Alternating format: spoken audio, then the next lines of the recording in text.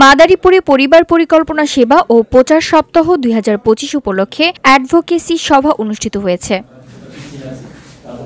বুধবার বিকেল ৪টায় জেলা পরিবার পরিকল্পনা কার্যালয়ের সম্মেলন কক্ষে এই সভা অনুষ্ঠিত হয়। এতে প্রধান অতিথি হিসেবে উপস্থিত ছিলেন মাদারীপুরের জেলা প্রশাসক মোহাম্মদ জাহাঙ্গীর আলম।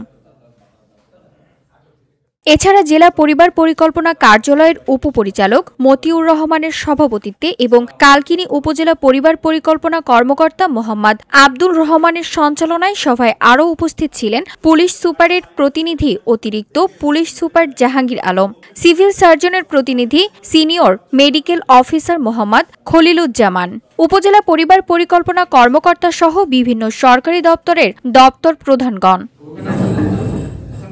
এ সময় বক্তারা পরিবার পরিকল্পনা কার্যক্রমকে আরও বেগবান করতে জনসচেতনতা বৃদ্ধি, সেবা নিশ্চিতকরণ, মা ও শিশু স্বাস্থ্যের মানোন্নয়ন সহ বিভিন্ন দিক নিয়ে মতবিনিময় করেন এবং সিজার নিরুৎসাহিতকরণে সকলের সহযোগিতা কামনা করেন। VOD Bangla news desk.